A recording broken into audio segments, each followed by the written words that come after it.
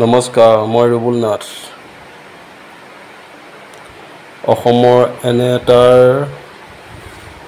ৰাষ্ট্ৰীয় ঘাইপথ যি পথেৰে মই আৰু মোৰ লগত সহযোগী এজনে বাইক লৈ গৈ আছোঁ।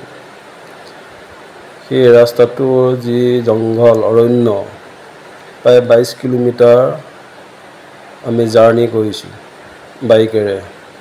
ৰাস্তা দুয়োপাৰে প্ৰাকৃতিক মনোমোহা দৃশ্য, আকৰ্ষণৰ বিন্দু। ঘন জংঘল অৰণ্য হ'লেও ভয় লগা, কিন্তু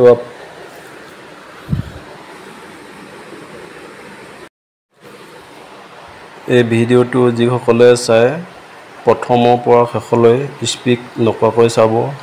মোৰ YouTube blog Rubul Nath Morigaon Assam, Facebook পেজত ৰুবুল নাথ চাবলৈ পাৰিব।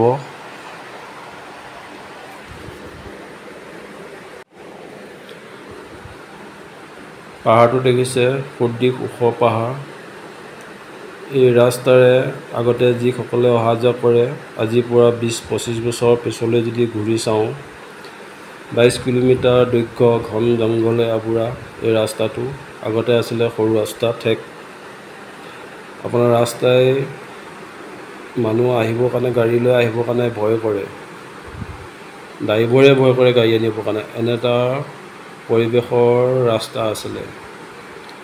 আৰু এই পাহাৰটো দেখিছে, এটা মনোমোহা পৰিৱেশ।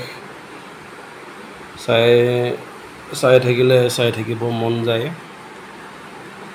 আপোনালোকে চাওক, আজি সেই পথত মই আছোঁ।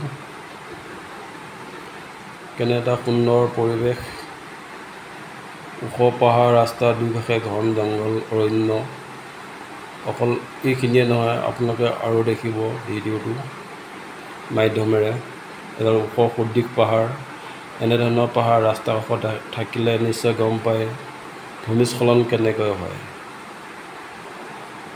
এইটো হ'ল শিলৰ পাহাৰ। শিলৰ মাজে মাজে আপোনাৰ হল্ডিং কৰা আছে।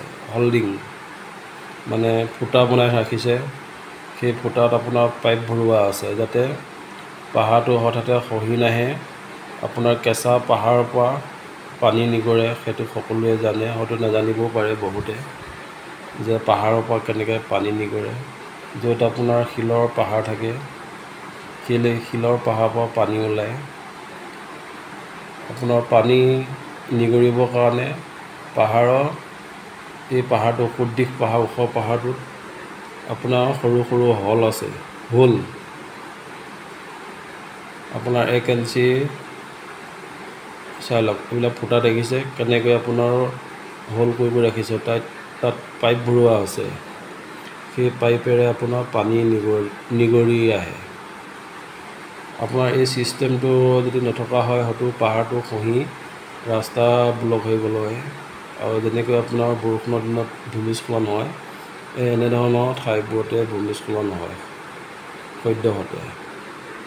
চাই লওক, কেনে এটা পাহাৰ, ওখ পাহাৰ। চাই থাকিব মন যায়। এতিয়া মই যিটো স্থানত আছোঁ, এই ৰাস্তাটো আজিৰ পৰা 20-25 বছৰ আগত যদি আমি চাওঁ, এই ৰাস্তাটো ঠেক আছিলে।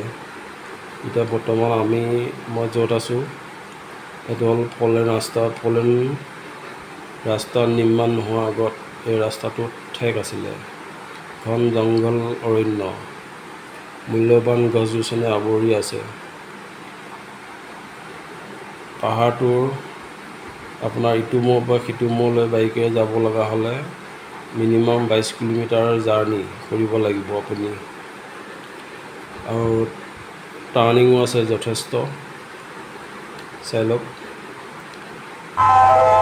যি সময়ত এই ৰাস্তাটো গাড়ী মটৰ চলিবলৈ হ'লে পুলিচৰ এস্কৰ্ট দি গাড়ী পাৰ হয়, এনেকুৱা এটা ৰাস্তা আছিলে। এই ৰাস্তাত আমি গৈ আছোঁ। এই ৰাস্তাটো আপোনাৰ লংকাৰ পৰা লামডিঙলৈ যোৱা পথ। এতিয়া বৰ্তমান ফ'ৰলেন ৰাস্তা নিৰ্মাণ হ'ল। আপুনি দুয়োকাষে চাই লওক, ৰাস্তা দুয়োকাষে কেনে এটা মনোমোহা পৰিৱেশ। এই পৰিৱেশৰ মাজত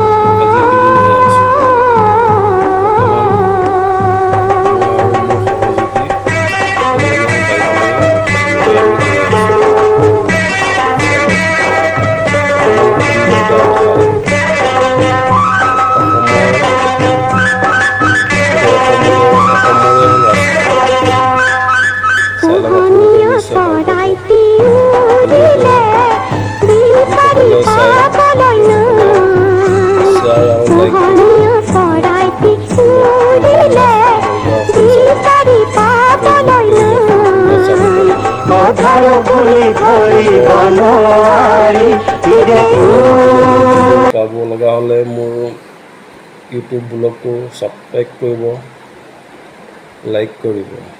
চাওক কোনটো এটা ৰাস্তা আপোনাৰ সেই পৰিৱেশত থাকিলে আমনি নালাগে, চাই লওক। তাৰ মাজত আজি মই আছোঁ, সেই ৰাস্তাই গতি কৰি আছোঁ, অৰ্থাৎ বাইকেৰে আমাৰ যাত্ৰা গৈ গাড়ী বাইক চলি আছে, চাই লওক।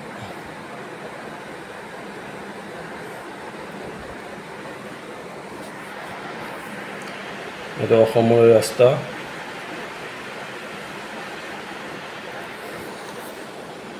প্ৰায় 22 কিলোমিটাৰ আমাৰ জাৰ্ণি বাইকেৰে। সন্ধিয়া সময়ত নিমাওময় পৰিৱেশ। আজিৰ পৰা এইটো ডিফুলৈ যোৱা ৰাস্তা, তাৰ কিছু এইটো ডিফুলৈ যাব পাৰে। এখন বৃহৎ দলং।